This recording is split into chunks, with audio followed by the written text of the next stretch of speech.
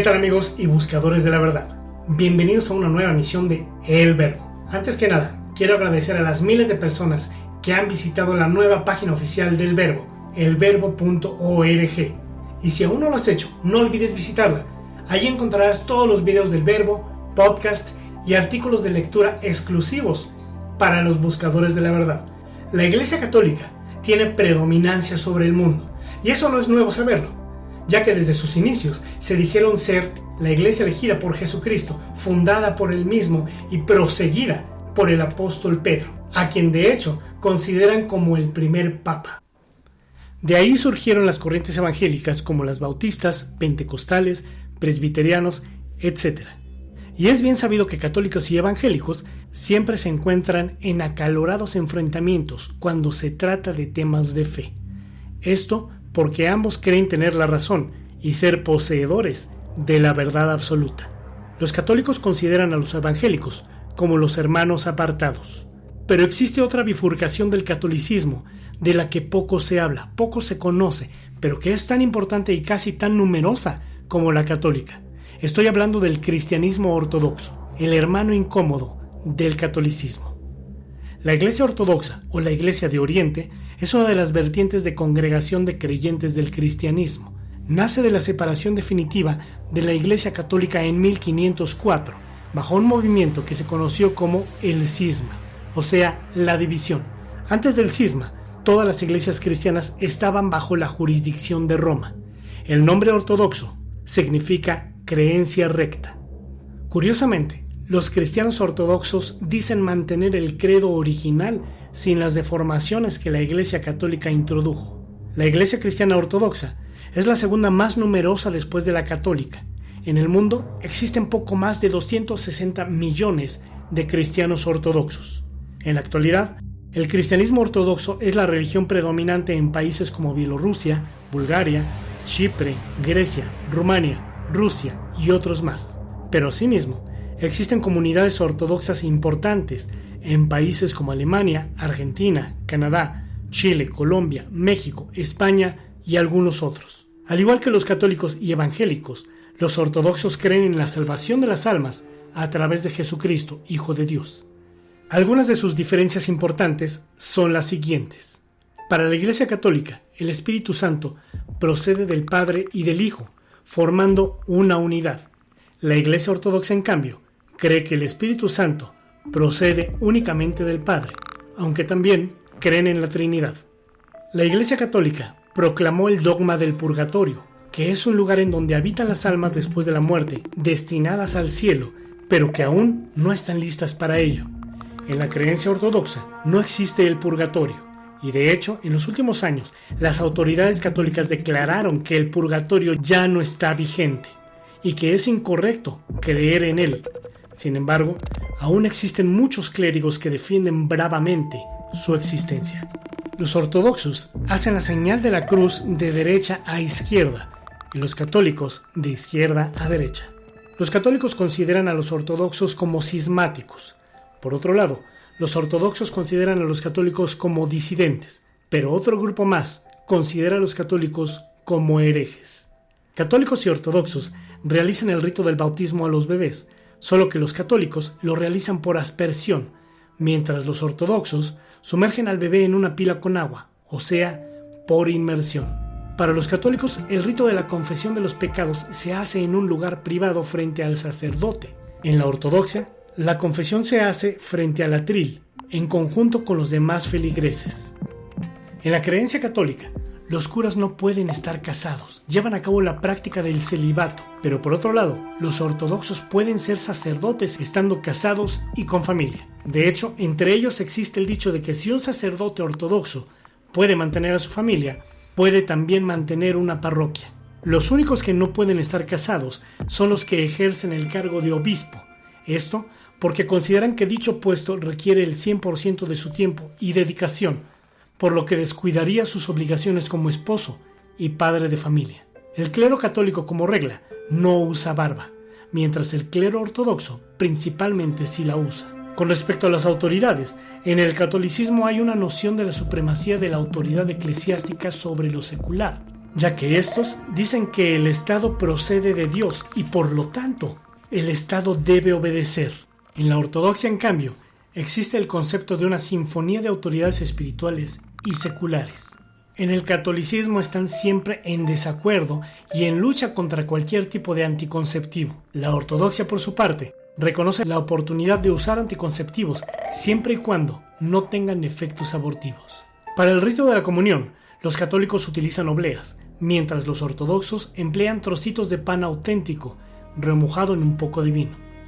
Un dato importante es que la fe católica cree y profesa que María, la Madre de Jesús, fue concebida sin un espermatozoide de por medio. De ahí que los católicos digan la famosa frase Ave María Purísima, sin pecado concebida. Por otro lado, la Iglesia Ortodoxa cree y enseña que María, Madre de Jesús, fue concebida en la carne de manera natural, como cualquier ser humano, a través de la unión sexual de un hombre y una mujer. Solo considera inmaculado el nacimiento de Jesús. En el año de 1870, decidió el Concilio Vaticano I, encabezado por el Papa Pío IX, la infalibilidad del Papa, lo cual significa que el Papa nunca se equivoca cuando habla ex cátedra sobre materia de fe o de costumbres. Este nuevo dogma contradice lo dicho en el Evangelio de Lucas 18, del 18 al 19, quien no aceptó que lo llamaran Maestro Bueno. Cuando le preguntó el joven, Maestro Bueno, ¿qué haré para heredar la vida eterna? Le contestó Jesús, ¿por qué me llamas bueno? Ninguno hay bueno, sino solo Dios. Para los cristianos ortodoxos no existen las órdenes ni ramificaciones religiosas. Los católicos, en cambio, han incubado múltiples instituciones como agustinos, benedictinos, dominicos, jesuitas, maristas, legionarios, etc. La Iglesia Ortodoxa no tiene órdenes ni congregaciones religiosas. La razón es porque estas asociaciones incuban intrínsecamente el peligro de convertirse en sectas. Y las sectas buscan influir con su cosmovisión en su entorno, es decir, buscan poder. Y no hay nada más alejado del mensaje universal del cristianismo que un sinnúmero de grupos que tienen visiones bastante particulares del mensaje de Cristo, peleándose entre sí y poniendo más énfasis y devoción en algún santo o líder que en la figura de Jesús. Otro punto diferencial e importante es que los católicos se caracterizan por la colocación de estatuas de santos y vírgenes en sus iglesias. La Iglesia Cristiana Ortodoxa rechazó ese acto basándose en los versículos de Juan 4:24, Mateo 4:10 y en el libro de los Hechos, en donde desde un punto de vista general se habla de adorar a Dios sin objetos hechos por el hombre. El Vaticano cree firmemente que el Papa es el sucesor de Pedro y que Pedro fue el superior de los apóstoles, apoyándose en Mateo 16:13 y 16:18, en donde dice: preguntó Jesús a sus discípulos diciendo, ¿quién dice la gente que es el Hijo del Hombre? Respondiendo Simón Pedro dijo, tú eres el Cristo, el Hijo del Dios viviente. Entonces le respondió Jesús, bienaventurado eres, Simón, hijo de Jonás, porque no te lo reveló carne ni sangre, sino mi Padre que está en los cielos. Yo también te digo que tú eres Pedro, y sobre esta roca edificaré mi iglesia, y las puertas del Hades no prevalecerán contra ella. La Iglesia Ortodoxa declara lo siguiente: este pasaje no significa lo que Roma trata de interpretar. La roca no es Pedro, sino la confesión de Pedro de que Cristo es el Hijo de Dios. La Iglesia está construida sobre la divinidad de Cristo viviente y no sobre Pedro, un hombre que ya está muerto. No puede ser la base de la Iglesia un ser humano, sino Dios mismo, para que se cumplan las palabras de Cristo, que las puertas del Hades no prevalecerían contra ella, conforme a su promesa: permaneceré con vosotros hasta el fin. Asimismo lo dice Pablo en su primera carta a los Corintios 10:4, y la roca era Cristo. Los cristianos ortodoxos también usan el símbolo de la cruz, solo que esta es distinta a la cruz que conocemos regularmente. La cruz ortodoxa, a la cual se le denomina también cruz rusa, tiene una línea horizontal superior y otra inclinada en la parte inferior. En el travesaño superior rememora la tablilla con la inscripción que pusieron los romanos, que llevaba la leyenda INRI, que significa Jesús Nazareno, Rey de los Judíos. En la tradición ortodoxa, los pies de Cristo no están atravesados por un solo clavo, sino con dos, uno en cada pie. El travesaño horizontal inferior es para los pies del crucificado. Uno de los extremos apunta hacia arriba, lo cual significa el paraíso, hacia el cual se dirigió el buen ladrón crucificado junto a Cristo.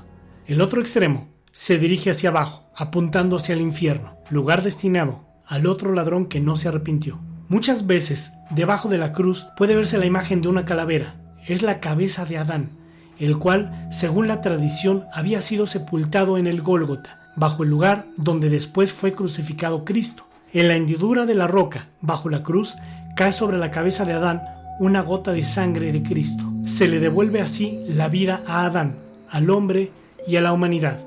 Los ortodoxos, al contrario de los católicos, no tienen un líder único y considerado por los católicos como santo, al igual que el Papa. La Iglesia Ortodoxa distribuye el poder eclesiástico entre los distintos líderes denominados por regiones y países, pero todos llevan la misma doctrina. Si bien existen muchas otras diferencias y similitudes entre la Iglesia Católica y la Ortodoxa, las que hice mención son las más importantes. Al igual que en el video pasado sobre el tema del Islam, hablar del tema de la Iglesia Cristiana Ortodoxa es tan amplio y tan vasto que no cabe en un solo video. Por lo tanto, en un video posterior seguiremos hablando de este tema. Bien, amigos y buscadores de la verdad, realmente agradezco mucho el tiempo que han invertido en ver o escuchar esta emisión, la cual les pido compartan en sus redes sociales para que otros buscadores de la verdad la encuentren. Si te gustó mi contenido, regálame un buen like y suscríbete a mi canal. Recuerda que también puedes escucharme en Spotify y Spreaker. Búscame como El Verbo. No olvides visitar la nueva página oficial, elverbo.org, en donde encontrarás podcasts, videos y artículos de lectura exclusivos para los buscadores de la verdad. Gracias y hasta la próxima.